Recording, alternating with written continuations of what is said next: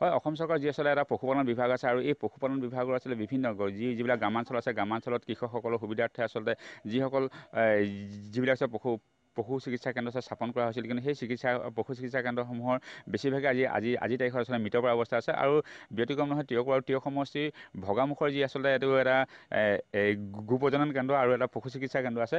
আৰু এই যি আছে ৰাজ্যিক পশু চিকিৎসা কেন্দ্ৰ অসম চৰকাৰ আছে। আৰু এই চিকিৎসালয়খন কিন্তু বিগত বহু বছৰ ধৰি আচলতে এইদৰে আচলতে জৰাজীৰ্ণৰ ওপৰত আছে। আৰু এটা কথা ক'ব লাগিব, ইয়াত আচলতে কোনো ধৰণৰ স্থায়ী চিকিৎসক নিযুক্তি নোহোৱাৰ বাবে আচলতে ইয়াৰ পৰা শিৱসাগৰ জিলাৰ জামুগুৰি অঞ্চলত যি আচলতে পশু চিকিৎসালয় আছে, ইয়াৰ পৰা 15-20 কিলোমিটাৰ দূৰত। সেই 15-20 কিলোমিটাৰ দূৰ তেওঁলোকে ইয়াৰ যিসকল পশুপালক আছে, পশুপালকসকলক ইয়াৰ পৰা যাবলগীয়া হয়। আৰু এটা কথা ক'ব লাগিব যে আচলতে যি আছে কৃত্ৰিম গো প্ৰজনন কেন্দ্ৰ, এই কৃত্ৰিম গো প্ৰজনন কেন্দ্ৰৰ কথাও এটা কথা ক'ব লাগিব যে কলিয়াপানীটো আচলতে এনেদৰে এটা বৃহৎ প্ৰকল্প আচলতে আজি তাৰিখতো পৰি আছে। কোনো ধৰণৰ আচলতে কাম কাজ নহয়। আৰু যিসকল পশুপালকসকল আচলতে উপকৃত নহয়। আৰু এটা কথা, ইয়াৰ যিসকল স্থানীয় ৰাইজসকলে আৰু এটা কথা অভিযোগ কৰিছে যে এই যি আচলতে পশু চিকিৎসালয়খন যি ঠাইত আচলতে আজি অৱস্থিত হৈ আছে, সেই অৱস্থিত যিখন ভূমি, সেই ভূমি যিসকলে দান কৰিছিলে, সেই দান কৰা লোকসকলক এটা চাকৰি দিয়াৰ কথা আছিলে, কিন্তু পৰৱৰ্তী সময়ত কোনো ধৰণৰ তেওঁলোকক চাকৰি প্ৰদান কৰা নহ'ল। আৰু তাৰ ফলশ্ৰুতিতে এই যি আচলতে এই ভূমি কিন্তু আজি তাৰিখতো আচলতে তেওঁলোকৰ ব্যক্তিগত হৈ আছে। আৰু এই যি আছে ভূমি চৰকাৰীভাৱে তেওঁলোকৰ হস্তান্তৰ হ'ব লাগিছে, সেই হস্তান্তৰ কিন্তু হোৱা নাই। মই ইয়াত স্থানীয় দুজনমান ৰাইজৰ পৰা আচলতে জানিব বিচাৰিম, কি ক'বা আচলতে কিমান দিনৰ পৰা আচলতে এইদৰে এনেকৈ পৰি আছে বা কিমান দিনৰ পৰা ইয়াত চিকিৎসক নাই? স্থানীয় ৰাইজ হিচাপে আমি এটাই ক'ব বিচাৰোঁ, আমাক ৰাইজক যেনেকৈ হস্পিটেলখনে আমাক সুবিধা কৰিব লাগিছিলে, সহায় কৰিব লাগিছিলে, আজিলৈ কিন্তু তেনেকৈ একো কৰিব পৰা নাই। যদি আমাৰ ঘৰতে গৰু ছাগলী কিবা এটাও হয়, যদি আমি সাধাৰণ পটাচ অকণো যদি ইয়াত বিচাৰি আহোঁ, কিন্তু আপোনাৰ ৰুমৰ ভিতৰত একো এটা নাথাকে মানে। আৰু হস্পিটেলখনত আপোনাৰ স্থায়ী কোনো আজিলৈকে ডক্তৰ নাই। যদি কিবা এটা হয়, আমি জামুগুৰি আপোনাৰ শিৱসাগৰ ডিষ্ট্ৰিক্টলৈ যাব লাগে। আৰু ওচৰতে আমাৰ এটা কোৱাৰ্টাৰ পৰি আছে, কোৱাৰ্টাৰটো আপোনাৰ 15-20 বছৰ হ'ল। ইয়াত যদি আমি এইটো কিবা কৰি মেলি যদি আমি বৈজ্ঞানিক পদ্ধতিৰে হওক বা আধুনিকীকৰণ কৰি যদি আমি কিবা গৰু ইয়াত কৰিব পাৰোঁ, যদি সেইখিনি চৰকাৰী দৃষ্টিগোচৰ হয়, আমাৰ খুবেই লাভান্বিত হ'ব। আৰু এটা কথা ক'ব বিচাৰোঁ, আমাৰ স্থানীয় শ্ৰী গকুল বৰা তেখেতৰ দেউতাকে এই মাটিডোখৰ দান কৰিছিলে, কিন্তু আজিলৈকে এই মাটিডোখৰ দান কৰাৰ বাবদ কোনো চৰকাৰী সংস্থাপন আজিলৈকে পোৱা নাই।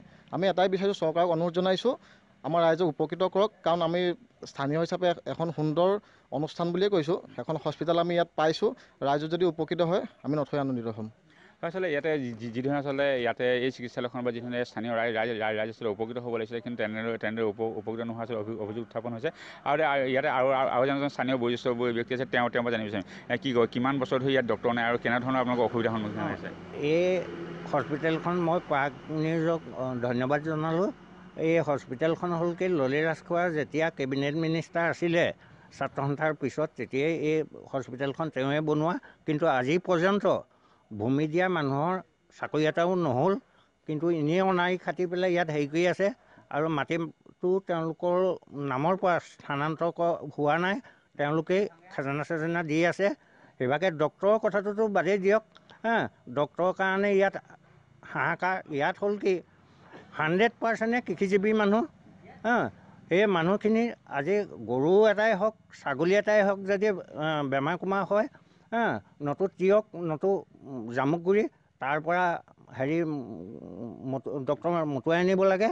আৰু সেই হিচাপে সেই কৃষকখিনিয়ে বেছি পইচা দিব লাগে।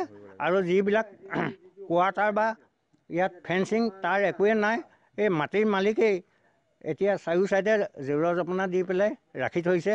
গতিকে ইয়াৰ উন্নয়নৰ কাৰণে এই মানুহঘৰক, যিজনে অনাই খাটি আছে, মাটিৰ মালিক, তেওঁক চাকৰি এটা দি আৰু নতুনকৈ ডক্তৰ ইয়াত কৰাটো আচলতে এইটো আচলতে তেওঁলোকে বিচাৰিছে যে যিসকল ইয়াত আছে, যিসকল পশুপালক আছে, পশুপালকসকলে তেওঁলোকৰ যিসমূহ পশুধন আছে, সেই পশুধনসমূহক চিকিৎসা কৰাৰ বাবে এই চিকিৎসালয়খনত ডক্তৰ তেওঁলোকে ব্যৱস্থা কৰিবলৈ তেওঁলোকে আহ্বান আছে। আৰু লগতে যি আচলতে ভূমিদাতা আছিলে, সেই ভূমিদাতা গৰাকীক যি আচলতে চাকৰি সংস্থাপনৰ কথা কোৱা হৈছিলে সেই সময়ত, আৰু সেই যি আচলতে সংস্থাপন, সেই সংস্থাপন দিবৰ বাবে তেওঁলোকে আচলতে আহ্বান জনাইছে।